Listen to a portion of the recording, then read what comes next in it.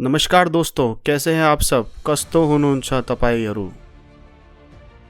तो दोस्तों, स्वागत है आप सभी का सचिन यूनिक यूट्यूब चैनल पर।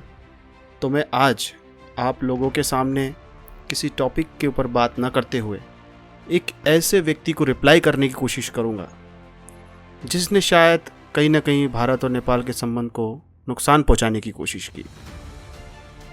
तो दोस्तों, मैं आप सभी को बता दूं कि हर देश के लिए उसकी आर्मी उसका प्राइड होता है, उसके गर्व होता है। और जिस प्रकार का माहौल पूरी दुनिया में बना हुआ है, आप देख रहे हैं वेस्टर्न कंट्री में रूस और यूक्रेन का जो युद्ध चल रहा है उसको लेकर काफ़ी अफरा तफरी और काफ़ी सारी परेशानियां और काफ़ी सारे एक्सपर्ट लोग अलग अलग हाइपोथेसिस करके बात कर रहे हैं। एक पहलू कहता है कि यूक्रेन सही है, एक पहलू कहता है कि रूस सही है, और करने वाले जो युद्ध हैं वो तो आर्मी ही है। हालांकि मैं दोस्तों कहना चाहूँगा कि आर्मी के प्रति मेरा सम्मान पूरा दिल से रहता है, और क्योंकि वो हमारी रक्षा करते हैं।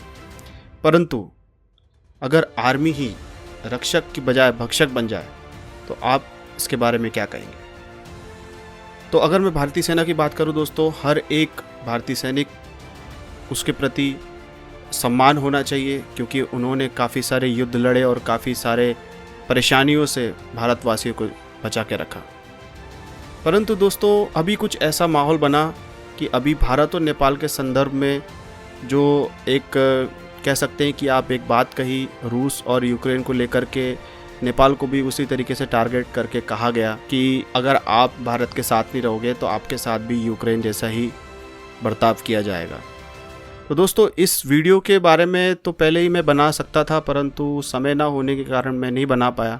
परंतु आज हम इस बात को रिप्लाई करने की कोशिश करेंगे और इन्हें समझते हुए हम ये जानने की कोशिश करेंगे कि क्यों ऐसा कहा गया, और हो सके तो उन्हें एक आम नागरिक के रूप में जवाब देने की बिल्कुल कोशिश करेंगे।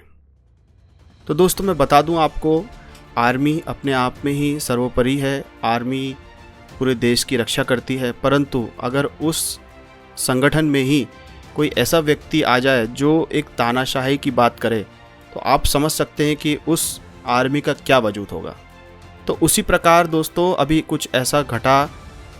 भारत के पूर्व सैनिक जो कि न्यूज़ चैनल में आए थे, और उन्होंने जो शब्द कहे कि अगर नेपाल भारत के साथ ना रहते हुए चीन के पास गया तो कल को आपके साथ भी यूक्रेन जैसा ही बर्ताव किया जाएगा। तो आप समझ सकते हैं कि ये एक सोवर्जन कंट्री के प्रति बहुत बड़ा प्रहार है कि किसी भी देश को आप ऐसा नहीं कह सकते। हम समझ सकते हैं दोस्तों कि भारत और नेपाल के संदर्भ में देखें तो नेपाल की जो ज्योग्राफिकल कंडीशन है, अगर आप देखें तो उत्तर में आपको चीन देखने को मिलता है और दक्षिण में आपको भारत देखने को मिलता है।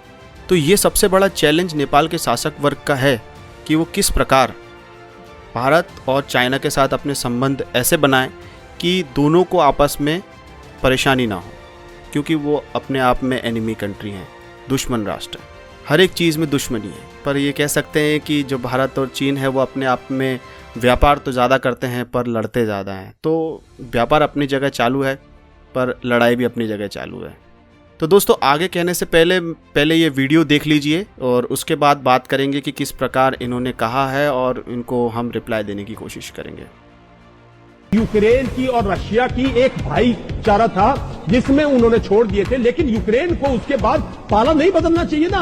आप एक पाले में बैठे हो साहब। मैं ये बात स्पष्ट कहता हूँ यहाँ से साहब, ये मैं मैसेज भी देता हूँ कई बार। मैं भूटान को मैसेज देता हूँ, नेपाल को मैसेज देता हूँ। सुनो, हम 70 साल से आपको सब कुछ दे रहे, पाला मत बदल के चले जाना चाइना में, नहीं आपका यही हाल होगा। यूक्रेन की और रशिया की एक भाईचारा था जिसमें उन्होंने छोड़ दिए थे, लेकिन यूक्रेन को उसके बाद पाला नहीं बदलना चाहिए ना। आप एक पाले में बैठे हो साहब। मैं ये बात स्पष्ट कहता हूँ यहाँ से साहब, ये मैं मैसेज भी देता हूँ कई बार। मैं भूटान को मैसेज देता हूँ, नेपाल को मैसेज देता हूँ। सुनो, हम 70 साल से आपको सब कुछ दे रहे, पाला मत बदल के चले जाना चाइना में, नहीं आपका यही हाल होगा। यूक्रेन की और रशिया की एक भाईचारा था जिसमें उन्होंने छोड़ दिए थे, लेकिन यूक्रेन को उसके बाद पाला नहीं बदलना चाहिए ना।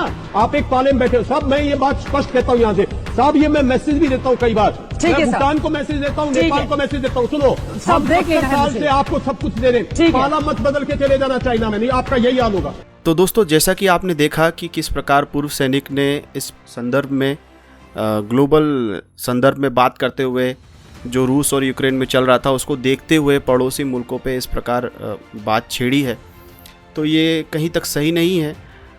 और पॉलिटिकल लेवल पे देखा जाए, जहाँ पे भारत और नेपाल अपने संबंध अच्छे बनाने की कोशिश कर रहे हैं, और हाल ही में अगर आप देखें तो केंद्रीय मंत्री राजनाथ सिंह जी का भी एक बयान आया था, जिन्होंने कहा था हमें हर हाल में अच्छे रिश्ते कायम करने हैं, चाहे हाथ जोड़ के हो चाहे समझा करके हो, पर हमें युद्ध और लड़ाई का मार्ग नहीं अपनाना है। नेपाल का जहां तक प्रश्न है, नेपाल के साथ हमारे रोटी बेटी के रिश्ते हैं, नेपाल के साथ हमारे सांस्कृतिक रिश्ते हैं,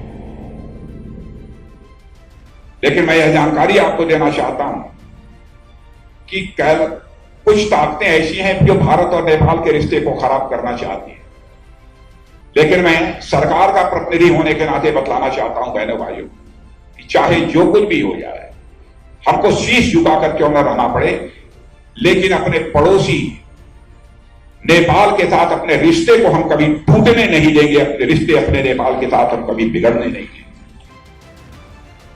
तो एक तरफ जहाँ पे पॉलिटिकल लीडर्स एक सद्भावना की बात कर रहे हैं कि दोनों देश आपस में सही रहें, और दूसरी ही तरफ जिस संगठन के पास असला है, बारूद है, हथियार है, और एक खुद की एक बहुत बड़ी ऑर्गेनाइजेशन है जिसे हम इंडियन आर्मी कहते हैं, उसका एक सिपाही, भूतपूर्व सिपाही इस प्रकार की बात करता है, तो कहीं ना कहीं ये बहुत दुखदायी है। नागरिक स्तर पे अगर आप देखें तो आप ये लगेगा कि ये जो कहा गया ये बिल्कुल गलत कहा गया। और मैं यही कहना चाहूँगा कि अगर कोई भी सरकारी कर्मचारी या भारतीय बड़े राजनेता अगर इस वीडियो को देख रहे हैं, तो मैं यही कहना चाहूँगा कि उस जिस व्यक्ति ने इस प्रकार के बात कही नेपाल को लेकर के और भारत और नेपाल के संबंध को स्पॉइल करने की कोशिश की, ख़राब करने की कोशिश की, उसके ऊपर एक कार्रवाई ज़रूर की जाए कि इस प्रकार की बात कोई पब्लिकली भी ना कहे, और इस प्रकार के संबंध जहाँ पे अच्छे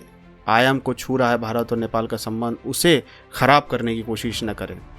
तो दोस्तों, मैं ये बधाई देना चाहूँगा कि प्रधानमंत्री मोदी जी और नेपाल के प्रधानमंत्री शेरबहादुर देउबा जी ने बायलैटरल रिलेशन को देखते हुए काफ़ी अच्छे डेवलपमेंट एग्रीमेंट्स पे साइन किए, जो कि कहीं ना कहीं नेपाल और भारत के संबंध को और अच्छा करेंगे।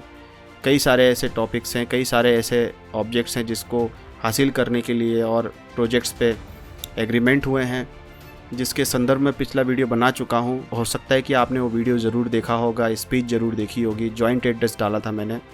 और मैं यही कहूँगा दोस्तों कि इस प्रकार के जो सैनिक हैं, जो कह सकते हैं कि इनकी जो मानसिकता है बहुत ज़्यादा ख़राब है, ये साइकोलॉजिकल लेवल पे बहुत ज़्यादा गलत टाइप के लोग हैं, जो युद्ध करना चाहते हैं और लड़ाई करवाना चाहते हैं, पता नहीं किन एजेंटों का काम करके हुए, जो पूरी दुनिया में अस्थिरता फैलाना चाहते हैं, उन्हीं का साथ देते हुए कहीं ना कहीं भारत और नेपाल के संबंध को ख़राब करना चाहते हैं।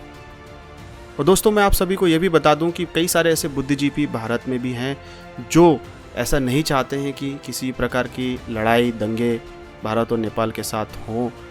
और आप अगर पिछले इतिहास उठा करके देखें, पिछली हिस्ट्रीज़ को उठा करके देखें, तो आपको ये समझ में आएगा कि नेपाल और भारत के काफ़ी सारे ऐसे आयाम हैं, काफ़ी सारे ऐसे रिश्तों में दोनों ने एक दूसरे की मदद की है, चाहे वो सैन्य लेवल पे हो, चाहे वो कल्चरल लेवल पे हो, चाहे वो राजनीतिक लेवल पे हो। कई सारे ऐसे आदान प्रदान हुए हैं ज्ञान के कि उनको देख करके लगता है कि ये संबंध और आगे जाएंगे, क्योंकि ये पौराणिक काल के हैं। और किसी प्रकार के जो इस प्रकार की मानसिकता के जो लोग हैं, जो गलत बात करते हैं, लड़ाई की बात करते हैं और एक नेपाल को एक गुलाम समझने की कोशिश करते हैं, एक बफर स्टेट के बारे में कहते हैं कि नेपाल एक बफर स्टेट है, तो ये बिल्कुल गलत है।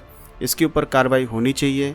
तो दोस्तों, मैं यही अपील करना चाहूँगा भारतीय राजनेताओं से, जिसने इस प्रकार के भाषण के दौरान और इस प्रकार के स्पीच के दौरान जो एक टिप्पणी दी है यूक्रेन और रूस को लेकर के कि नेपाल के साथ भी वैसे ही किया जाएगा जिस प्रकार रूस यूक्रेन के साथ कर रहा है, अगर वो चाइना के साथ चला जाता है। देखिए, समझने वाली बात यह है कि उसी चीज़ को समझाया अच्छी तरीके से जा सकता था, परंतु एक गलत मानसिकता के जो लोग हैं वो कहीं ना कहीं दोनों रिश्तों को ख़राब करने की कोशिश हमेशा करेंगे और कर रहे हैं।